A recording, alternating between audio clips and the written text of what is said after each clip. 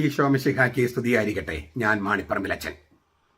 ശൂനായ നോമ്പ് 2-ാം ദിവസം. ശൂനായ എന്ന വാക്കിന് നമ്മൾ ഇന്നലെ അർത്ഥം കണ്ടു. സ്ഥലം മാറ്റം. വാങ്ങിപ്പ് എന്ന വാക്ക് നമ്മൾ ഉപയോഗിക്കും. പ്രത്യേകിച്ചും ഓർത്തഡോക്സ് യാക്കോബായ സഭകളിൽ, പൗരത്വ സഭകളിൽ വാങ്ങിപ്പ് എന്ന വാക്കാണ് ഉപയോഗിക്കുക. മറിയം സ്വർഗത്തിലേക്ക് എടുക്കപ്പെട്ടു എന്നതിൻ്റെ അത് തന്നെയാണ് വാങ്ങിപ്പോയി, പിൻവാങ്ങിപ്പോയി എന്നുള്ള അർത്ഥത്തിലാണ് ആ വാക്ക് ഉപയോഗിക്കുന്നത്. ഞാൻ ഇന്നലെ പറഞ്ഞതിൽ ഒരു ചെറിയ തെറ്റ് പറ്റിയിട്ടുണ്ട് എനിക്ക്.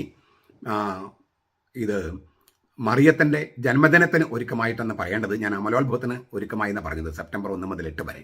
അതൊന്ന് തിരുത്തി കേൾക്കുക. തിരുത്തി ചിലർ ഇങ്ങനെ കമൻറ്റ് ബോക്സിൽ തിരുത്തിയിട്ടായിരുന്നു, അവരോട് നന്ദി പറയുന്നു. ഈ പൗരത്വ സഭകളിലെ ആധ്യാത്മികതയെ ലിറ്റർജിക്കൽ സ്പിരിച്വാലിറ്റി എന്നാണ് പറയുക. ആരാധനക്രമ ആരാധന. അതെന്താണ് ഈ ആരാധനക്രമ ആരാധന? സഭയുടെ ഔദ്യോഗിക പ്രാർത്ഥനകളാണ് ലിറ്റർജി എന്ന് പറയണേ. ലൈത്തുർഗിയ, നമ്മൾ ലിറ്റർജിയെ കുറിച്ച് തന്നെ നീണ്ട ഒരു പ്രഭാഷണ പരമ്പര തന്നെ നമ്മൾ നടത്തുന്നുണ്ട്, നിങ്ങൾ പലരും കേട്ടിട്ടുണ്ട്. അപ്പോൾ ലിറ്റർജി എന്ന് പറഞ്ഞാൽ സഭയുടെ ഔദ്യോഗിക പ്രാർത്ഥന അല്ലെങ്കിൽ ആരാധനക്രമമാണ്. ആരാധനക്രമത്തിൽ അപ്പോൾ അതിൽ കൂദാശകൾ, പ്രത്യേകിച്ച് പരിശുദ്ധ കുർബാന, മറ്റു കൂദാശകൾ, പിന്നെ യാമപ്രാർത്ഥനകൾ, ഇതൊക്കെയാണ് ലിറ്റർജിയുടെ ഏറ്റവും പ്രധാനപ്പെട്ട ഭാഗങ്ങൾ. അത് ഔദ്യോഗിക പ്രാർത്ഥനകളാണ്. ലത്തീൻ സഭയാണെങ്കിലും സീറോ മലങ്കരയാണെങ്കിലും സീറോ മലബാറാണെങ്കിലും മറ്റേത് സഭകളാണെങ്കിലും ഔദ്യോഗിക പ്രാർത്ഥനകൾ എന്ന് പറയുന്നത് കുർബാന, കൂദാശകൾ, പിന്നെ യാമപ്രാർത്ഥനകൾ. അതിന് താഴെയാണ് ഈ സ്വകാര്യ പ്രാർത്ഥനകളൊക്കെ. ഇപ്പം ജപമാല എന്ന് പറയുന്നതാണെങ്കിലും കുരിശന്റെ വഴിയാണെങ്കിലും നൊവേനയാണെങ്കിലും ഈ കൂദാശ അനുകരണങ്ങളാണെങ്കിലും ഒക്കെ അതെല്ലാം സഭയുടെ ഔദ്യോഗിക, അതായത് കൂദാശകളിലൂടെയാണ് ദൈവിക ജീവൻ കൈമാറ്റം ചെയ്യപ്പെടുന്നത്. വരപ്രസാദം എന്ന് പറഞ്ഞാൽ ദൈവത്തിന്റെ ജീവൻ. ദൈവം ഏത് ജീവൻ കൊണ്ട് ജീവിക്കുന്നുവോ അതിന്റെ ശതമാനം, ഒരു പോയിന്റ്, ഒരു ബിന്ദു തമ്മിലേക്ക് ഇടുകയാണ് കൂദാശകൾ. അത്രയും ക്ഷേമം മറ്റൊരു പരിപാടിക്ക് ഉണ്ടാവില്ലല്ലോ, അല്ലെ? അതിൽ തന്നെ കർത്താവിനെ തന്നെ നമുക്ക് നൽകുകയാണ് കുർബാന. അതുകൊണ്ടാണ് അതിനെ സഭയുടെ ഉറവിടവും പിന്നെ പരകോടിയും, ക്രിസ്തീയ ജീവിതത്തിന്റെ ഉറവിടവും പരകോടിയും എന്നൊക്കെ വിളിക്കുന്നത്. ഇത് എൻ്റെ ശരീരമാണ് എന്ന് വെച്ചാൽ ഇത് ഞാൻ തന്നെയാണ്, ഇതെന്റെ രക്തമാണ്, ഇത് എൻ്റെ പ്രാണനാണ്. കർത്താവ് തന്നെ തൻ്റെ പ്രാണൻ നമുക്ക് നൽകുകയാണ് കുർബാനയിലൂടെ. അപ്പോൾ അത്രയും അതിനെ അടിസ്ഥാനപ്പെടുത്തിയാണ് പൗരത്വ ആധ്യാത്മികത എന്ന് പറയണേ. എന്ന് വിചാരിച്ചിട്ട് ഞാൻ സ്വകാര്യ പ്രാർത്ഥനകൾക്ക് ഒട്ടും എതിരല്ല. ഞാൻ ബിബ്ലിക്കൽ റോസറി എന്ന് പറഞ്ഞിട്ടൊരു ഇംഗ്ലീഷിലെ പുസ്തകമുണ്ട്, ബിബ്ലിക്കൽ റോസറി. ഇത് ഞാൻ എൻ്റെ കഴുത്തിലിട്ടിരിക്കുന്ന കൊന്തയാണ്. എൻ്റെ കഴുത്തിൽ എപ്പോഴും ഞാൻ കൊന്ത ഇട്ടിട്ടുണ്ട്. ആ കൊന്തയാണിത്. ഈ പടത്തിലും അത് തന്നെയാണ്. എൻ്റെയാണ് ഈ കൈ. ഇത് ബിബ്ലിക്കൽ റോസറി എന്ന് പറഞ്ഞിട്ട് ഇംഗ്ലീഷിൽ. ഇതിൻ്റെ മലയാളം തിരുവചന ജപമാല എന്ന് പറഞ്ഞിട്ട് ഇതിനേക്കാളും കുറച്ചും കൂടി പരിഷ്കരിച്ചിട്ട് തിരുവചന ജപമാല എന്ന് പറഞ്ഞിട്ട് ഞാൻ നാട്ടിലിറക്കിയിട്ടുണ്ട് മലയാളത്തിൽ. അപ്പോൾ ബിബ്ലിക്കൽ റോസറി, ജപമാല, തിരുവചന ജപമാല, ബിബ്ലിക്കൽ റോസറി, അതാണ് ഇതിനകത്ത്. ഇതിൽ ഈ മലയാളത്തിൽ ഇറക്കിയിരിക്കുന്നതിനകത്ത് ഓരോന്നിനും 7 ധ്യാനം വെച്ചിട്ടാണ്. അപ്പോൾ 20 രഹസ്യങ്ങൾക്ക് × 7 7 14 140 ചെറു ധ്യാനങ്ങൾ. ഒരു പേജിൽ ഒരു ധ്യാനം. ആ നിലയ്ക്കാണ് തിരുവചനവും ധ്യാനവും. അങ്ങനെ ഒരു തിരുവചനത്തിലൂടെ തന്നെ ഇടുക്കി ചേർന്നിരിക്കുന്ന കൊന്തയെക്കുറിച്ച് ഒരു പുസ്തകം എഴുതിയിട്ടുണ്ട്. എല്ലാ ദിവസവും കൊന്ത, ചിലപ്പോൾ പല പ്രാവശ്യം, ഒരു പ്രാവശ്യമെങ്കിലും ചൊല്ലാത്ത ദിവസങ്ങളില്ല. അപ്പോൾ കൊന്ത ചൊല്ലുന്നവനാണ് ഞാൻ. അതുപോലെ തന്നെ കരുണക്കൊന്തയും ചൊല്ലും. എല്ലാ ദിവസവും ചൊല്ലും മുടങ്ങാതെ. ചില ദിവസങ്ങളിൽ പല പ്രാവശ്യം ചൊല്ലും. ഇനി ഇത് ബിബ്ലിക്കൽ റോസറി ഇംഗ്ലീഷ്, മലയാളത്തിൽ നാട്ടിലുണ്ടെന്ന് പറഞ്ഞു. ഇതിൻ്റെ 2 പതിപ്പുകൾ, അതായത് പുരുഷന്മാരുടെ തിരുവചന ജപമാല, സ്ത്രീകൾക്കുള്ള തിരുവചന ജപമാല എന്ന് പറഞ്ഞിട്ട് അതിൻ്റെ തർജ്ജമ വിവിധ ഭാഷകളിലേക്ക് തർജ്ജമ ചെയ്യപ്പെട്ടിട്ടുണ്ട്. കുരിശന്റെ വഴിയെക്കുറിച്ച് ഞാൻ 2 സെറ്റ് കുരിശന്റെ വഴി ഇംഗ്ലീഷിൽ ഇറക്കിയിട്ടുണ്ട്. 2 സെറ്റ്. ഇതിനകത്ത് 2 ഉണ്ട്, സ്ക്രിപ്ചറലും ട്രഡീഷണലും. അതിൻ്റെ വിദേശ പരിഭാഷയുണ്ട്. അപ്പോൾ ഞാൻ കുരിശന്റെ വഴി പുസ്തകം ഇറക്കിയിട്ടുണ്ട്, തിരുവചന ജപമാല പുസ്തകം ഇറക്കിയിട്ടുണ്ട്, ബിബ്ലിക്കൽ റോസറി പുസ്തകം ഇറക്കിയിട്ടുണ്ട്. ഞാൻ കൊന്ത ചൊല്ലുന്നവനാണ്, കരുണക്കൊന്തം ചൊല്ലുന്നവനാണ്, കുരിശന്റെ വഴിയും ചൊല്ലും. പലപ്പോഴും ഞാൻ തന്നെ കുരിശന്റെ വഴി ഇങ്ങനെ അവതരിപ്പിച്ചിട്ടുള്ളത് കൊണ്ട് പല ധ്യാനങ്ങൾക്കും ഞാൻ തന്നെയാണ് കുരിശന്റെ വഴിക്ക് നേതൃത്വം കൊടുക്കാറ്. ചുരുക്കത്തിൽ സ്വകാര്യ പ്രാർത്ഥനകളൊക്കെ വളരെ പ്രധാനപ്പെട്ടതാണ്, നല്ലതാണ്. വഴിയിലൊക്കെ പോകുമ്പോൾ കൊന്ത ചൊല്ലാൻ വളരെ സൗകര്യമാണ്. പക്ഷേ ഇപ്പോൾ നമുക്ക് യാമപ്രാർത്ഥനകളും നമ്മുടെ മൊബൈൽ ഫോണൊക്കെ ഉണ്ടെങ്കിൽ അതിൽ കിട്ടും, ബൈബിൾ കിട്ടും. അപ്പോൾ നമുക്ക് ആ പ്രാർത്ഥനകളും ചൊല്ലാൻ പ്രയാസമൊന്നുമില്ല. ഈ പൗരത്വ സഭകളിൽ യാമപ്രാർത്ഥന എന്ന് പറഞ്ഞാൽ 7 അപ്പോൾ അതേക്കുറിച്ചൊക്കെ നിങ്ങൾക്കറിയാം. ഞാൻ തന്നെ പല വീഡിയോസും അതിനെക്കുറിച്ച് ചെയ്തിട്ടുണ്ട്. അപ്പോൾ ഈ പ്രാർത്ഥന അടിസ്ഥാനമിട്ടാണ് നമ്മുടെ ആധ്യാത്മികത. ഇത് ശൂനായ തിരുനാളുമായിട്ട് ബന്ധപ്പെട്ട് നമ്മുടെ യാമപ്രാർത്ഥന ഉണ്ടായിരുന്ന ഒരു പ്രാർത്ഥന, അതാണ് ഞാൻ ഇന്ന് പറയാൻ ആഗ്രഹിക്കുന്നത്. യാമപ്രാർത്ഥന ഒരു പ്രാർത്ഥന. മുള്ളുമരത്തെ ദഹിപ്പിക്കാത്തതിലേറിയ തീ ശൈലത്തിൽ കണ്ടവനാം ദർശകനാം മോശേ, പുത്രാഗ്നിയിൽ എരിയാത്തവളാം കന്യകയാകും മറിയാമിൻ ദൃഷ്ടാന്തം തൻ ഈ ദൃശ്യം. ഞാൻ ഒന്നുകൂടി പറയാം. യാമപ്രാർത്ഥന ഉണ്ടായിരുന്ന ഒരു പ്രാർത്ഥനയാണ്. മുള്ളുമരത്തെ ദഹിപ്പിക്കാത്തതിലേറിയ തീ ശൈലത്തിൽ കണ്ടവനാം ദർശകനാം മോശേ, പുത്രാഗ്നിയിൽ എരിയാത്തവളാം കന്യകയാകും മറിയാമിൻ ദൃഷ്ടാന്തം തൻ ഈ ദൃശ്യം. പുറപ്പാട് സംഭവത്തിലെ ആ ദൃശ്യം നമുക്ക് ഓർക്കാം. മുള്ളുമരത്തെ ദഹിപ്പിക്കാത്തത്, കത്തുന്ന മുൾപ്പടർപ്പ്.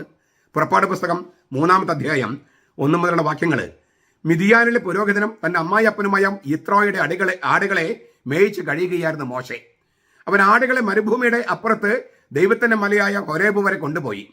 അവിടെ യാഹ്വേയുടെ മാലാഖ ഒരു മുൾപ്പടർപ്പിന്റെ മധ്യത്തിൽ നിന്നുയർന്ന അഗ്നിജ്വാലയിൽ അവന് പ്രത്യക്ഷപ്പെട്ടു. അവൻ ഉറ്റുനോക്കി. മുൾപ്പടർപ്പ് കത്തി ജ്വലിക്കുകയായിരുന്നു, എങ്കിലും അത് എരിഞ്ഞ് ചാമ്പലാവുന്നില്ല എന്ന് അവൻ കണ്ടു. അപ്പോൾ മോശ പറഞ്ഞു, ഈ മഹാദൃശ്യം ഞാൻ അടുത്ത് ചെന്ന് കാണട്ടെ.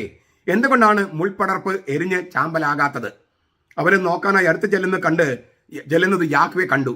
മുൾപ്പടർപ്പിന്റെ മധ്യത്തിൽ നിന്ന് ദൈവം അവൻ വിളിച്ചു, മോശേ മോശേ, ഇതാ ഞാൻ. അവൻ വിളി കേട്ടു.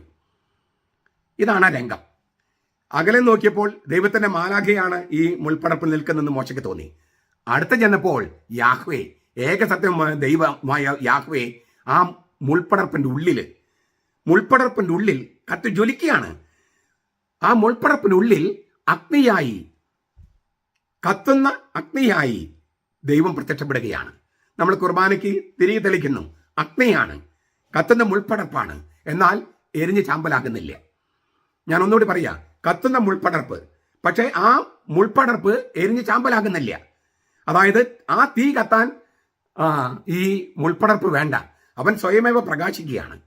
ദൈവം പ്രകാശമാണ്. പ്രകാശമായ ദൈവം, വെളിച്ചമായ ദൈവം വെളിച്ചമായി ഈ കത്തുന്ന മുൾപ്പടർപ്പിൽ നിൽക്കുകയാണ്. എന്നിട്ടും ആ മുൾപ്പടർപ്പ് എരിഞ്ഞു പോകുന്നില്ല. ഇത് ഈ മോശ കണ്ട ചിത്രം പരിശുദ്ധ കന്യകാമറിയത്തിന്റെ ഒരു ദൃഷ്ടാന്തമാണെന്നാണ് യാമപ്രാർത്ഥനയിൽ. എന്താണ് ദൃഷ്ടാന്തം? പൂർവ്വദൃശ്യം. ഈ കത്തുന്ന മുൾപ്പടർപ്പിനുള്ളിൽ ദൈവം അഗ്നിയായി. ദൈവമാണ് അഗ്നി. നമ്മുടെ ദൈവം ദഹിപ്പിക്കുന്ന അഗ്നിയാണെന്ന് പറഞ്ഞിട്ടുണ്ട്. എന്നിട്ടും ഈ മുൾപ്പടർപ്പ് കത്തിപ്പോകുന്നില്ല. മറിയത്തിനുള്ളിൽ ദൈവം തന്നെയായ ക്രിസ്തു, ദൈവം തന്നെയായ പുത്രൻ, ദൈവം തന്നെയായ ഏകജാതൻ. യോഹന്നാൻ 1:18. ദൈവം തന്നെയായ ഏകജാതൻ മറിയത്തിനുള്ളിൽ, കത്തുന്ന മുൾപ്പടർപ്പിനുള്ളിൽ അഗ്നി പോലെ. എന്നിട്ടും മറിയം ചാമ്പലാകുന്നില്ല. നമ്മൾ ദൈവത്തെ തൊട്ടാൽ നമ്മൾ ചാമ്പലായി പോകേണ്ടതാണ്, പക്ഷേ ചാമ്പലായി പോകുന്നില്ല. മറിയത്തിനുള്ളിൽ ദൈവം തന്നെ, മറിയം ഗർഭം ധരിച്ചിരിക്കുന്നത് ദൈവം തന്നെയായ പുത്രനെയാണ്. എന്നിട്ട് മറിയം ചാമ്പല ദഹിച്ചു പോകുന്നില്ല. ഇതാണ് ഈ കത്തുന്ന മുൾപ്പടർപ്പിലെ, അത് മറിയത്തിന്റെ ഈ പുത്രാഗ്നിയിൽ എരിയാത്തവളം കന്യകയാകും മറിയാമൻ ദൃഷ്ടാന്തമാണ് മോശ കണ്ട ദൃശ്യം. മുള്ളുമരത്തെ മുൾപ്പടർപ്പിനെ ദഹിപ്പിക്കാത്തതിലേറിയ തീ ശൈലത്തിൽ, ശൈലം എന്ന് വെച്ചാൽ പർവ്വതത്തിൽ കണ്ടവനാം ദർശകനാം മോശെ. ദാർശനികൻ എന്ന് പറഞ്ഞാൽ പ്രവാചകനായ മോശെ പർവ്വതത്തില് ഈ മുൾപ്പടർപ്പിനെ ദഹിപ്പിക്കാത്തതിലേറിയ തീയായി വന്നവനെ കണ്ടു.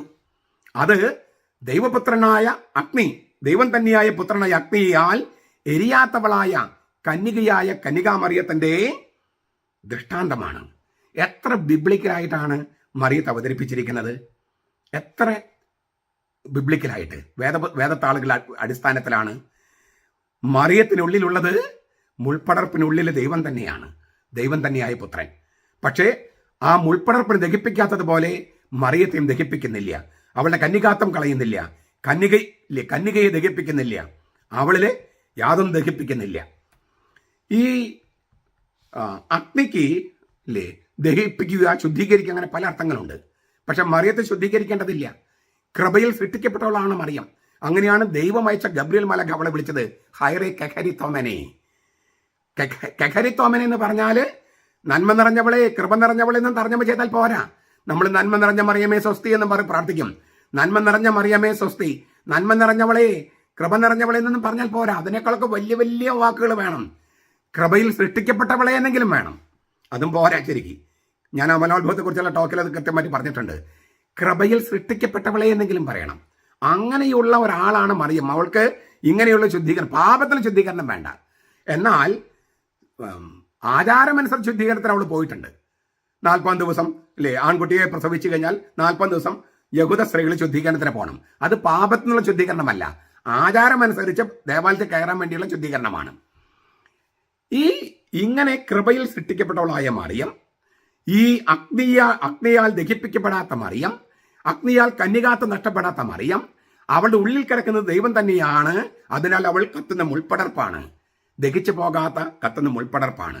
അങ്ങനെയുള്ള ആ മറിയത്തെയാണ് നമുക്ക് അമ്മയായി നൽകിയിട്ടുള്ളത്. ആര്? ഈശോമിശിഹ തന്നെ. ഇതാ നിന്റെ അമ്മ എന്ന് പറഞ്ഞാൽ യേശു സ്നേഹിച്ച ശിഷ്യനെ കൊടുത്തിരിക്കുക. യേശു സ്നേഹിച്ച ശിഷ്യന്മാരല്ലാത്ത ആരെങ്കിലും കൂടി ഉണ്ടോ? ഒന്ന് കൈപ്പൊക്കിയേ. യേശു സ്നേഹിക്കാത്തവരായി ആരെങ്കിലും ശിഷ്യന്മാരുണ്ടോ?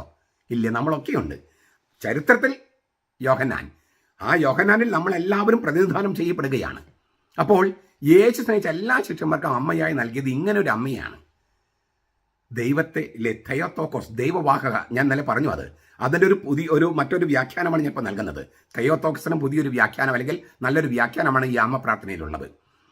നമുക്ക് ഈ യേശു സ്നേഹിച്ച ശിഷ്യന്മാർക്കെല്ലാം നൽകിയ ആ അമ്മയെ, യേശു സ്നേഹിക്കുന്ന ശിഷ്യന്മാരെ നമുക്ക് സ്വീകരിക്കാം, നമ്മുടെ വീട്ടിൽ കൊണ്ടുപോകാം.